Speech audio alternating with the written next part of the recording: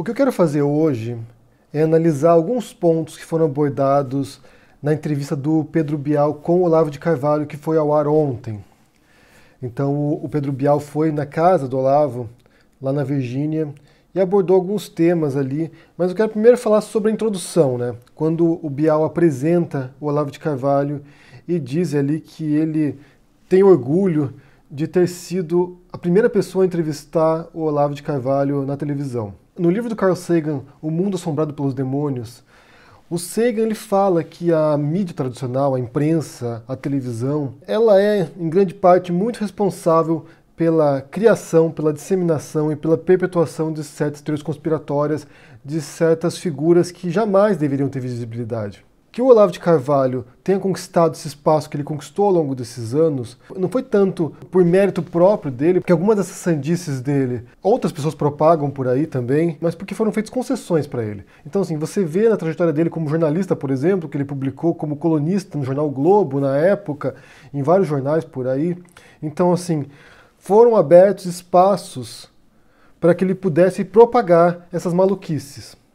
Como a Ursal, por exemplo, que ele publicou num jornal, de que haveria uma conspiração na América Latina para a integração dos países e a criação de um bloco socialista na América Latina. Então, assim, isso não existe e ele inventou, ele interpretou errado uma afirmação de uma socióloga, que era uma afirmação satírica de uma socióloga, ele interpretou errado, ele entendeu errado o que ela disse e criou uma teoria conspiratória. E ele vai num jornal e propaga isso, vai numa coluna dele e escreve isso sem nenhum tipo de pudor, sem nenhum senso do ridículo e sem nenhum tipo de retratação. Quando essa história da Ursal veio à tona, com a fala do Cabo Daciolo nas eleições, o Olavo de Carvalho, em vez de se retratar pelo erro dele, pelo equívoco dele, pela má interpretação dele, não, ele vem dizer que isso existe e que não importa o nome. Não importa se o nome é Ursal ou se é outro nome, mas existe essa teoria conspiratória. A abertura que foi dada para o Olavo de Carvalho foi o que permitiu que ele entrasse no imaginário popular e público e se tornasse quem ele é hoje. E influenciasse outras pessoas que também entraram no imaginário popular. Aqui nós entramos novamente naquela questão que eu propus alguns dias atrás aqui, de qual seria o melhor modo de lidar com esse tipo de figura. Se é ignorando, se é confrontando.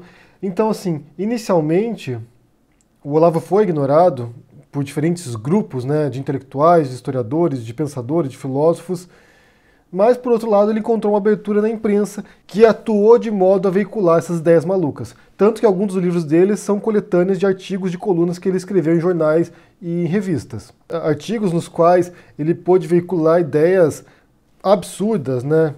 Como você vê, por exemplo, no livro dele lá, O Imbecil Coletivo, ou No Mínimo que Você Precisa Saber para Não Ser um Idiota. Então esse é o primeiro ponto.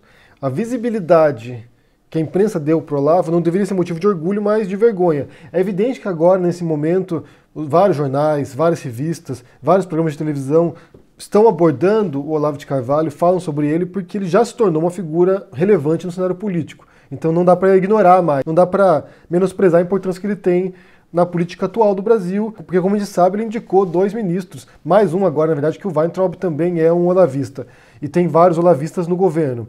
Então, assim, já não é uma figura desprezível nesse sentido.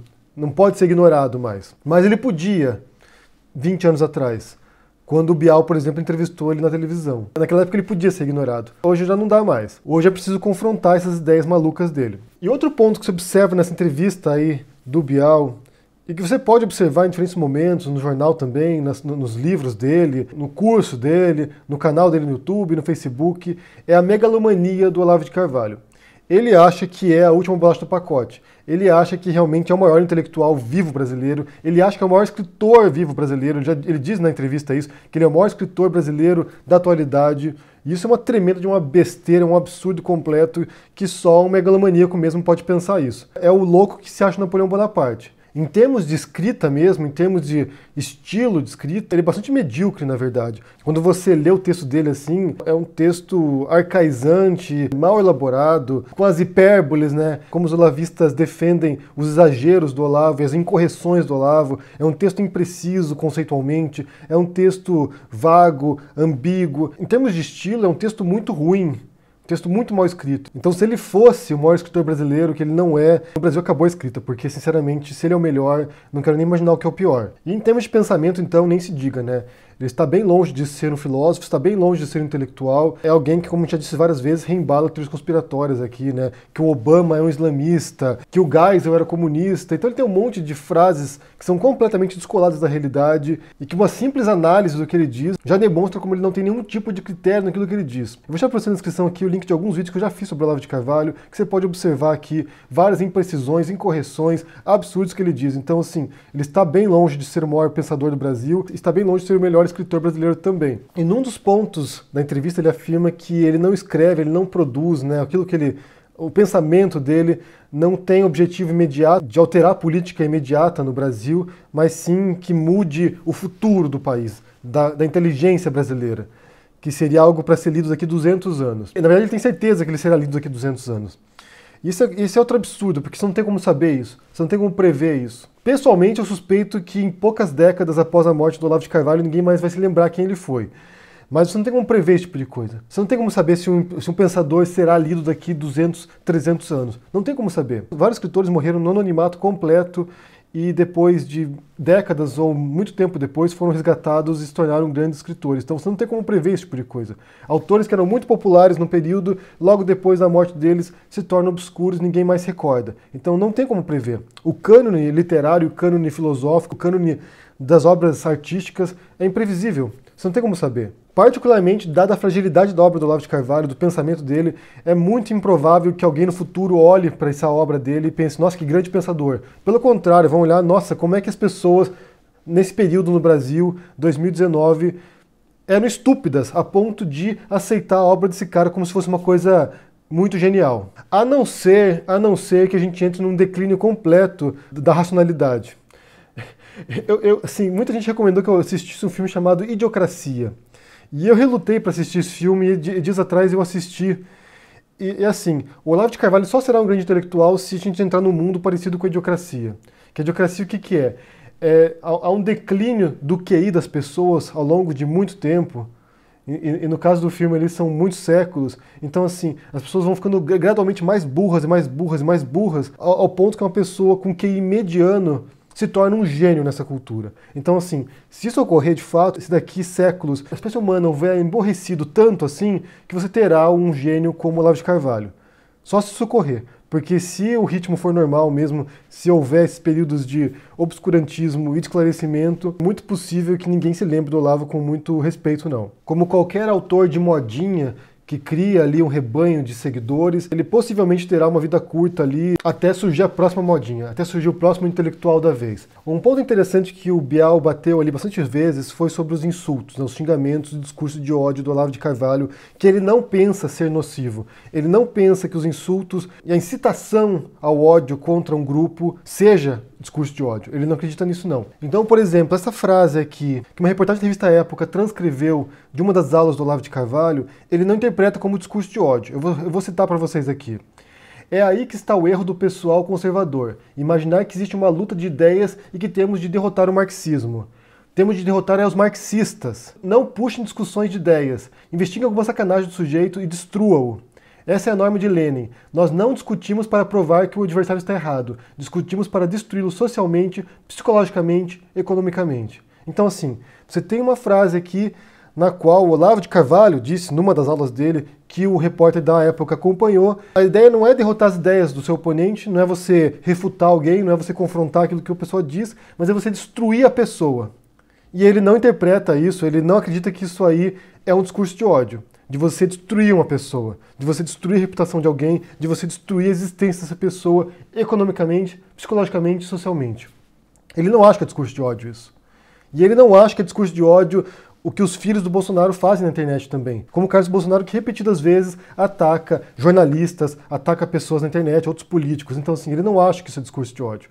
Ele não acha que insultos, ele não acha que difamar pessoas, ele não acha que caluniar pessoas, ou que destruir uma pessoa, né, como ele propõe aqui, destruir uma pessoa, seu oponente, seja discurso de ódio. Ele tanto não acredita nisso que ele ensina isso para as pessoas. Ele ensina os alunos dele a fazer isso. E você vê os alunos dele reproduzindo essa estratégia também, esse método olavista de destruir o opositor.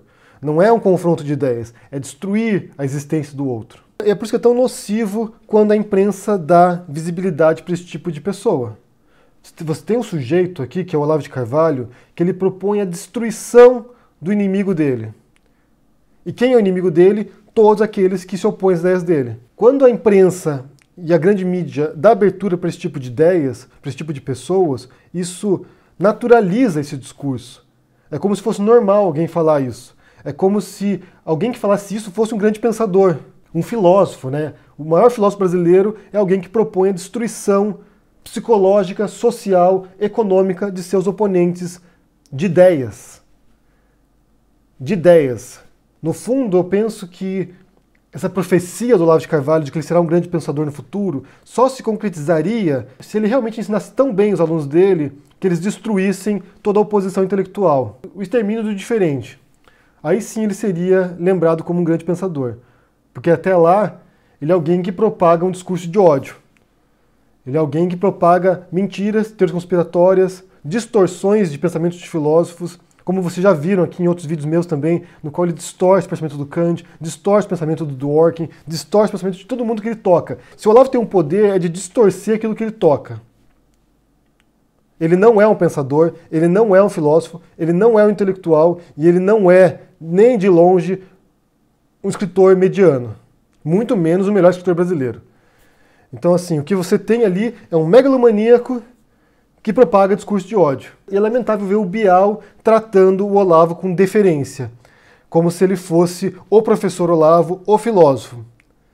Porque isso passa uma mensagem totalmente equivocada do que ele realmente é, que é um charlatão. E aqui você tem mais uma vez aquela história de repetir tanto uma mentira que ela se torna uma verdade para as pessoas. Eu quero saber se vocês assistiram a entrevista ontem do Pedro Bial com o Olavo de Carvalho. O que vocês pensam sobre isso, gente? Realmente quero saber o que vocês pensam. Deixa aqui embaixo no comentário, deixa o joinha, assina o canal, ajude no apoio e a gente se vê por aí. Abraço e até mais.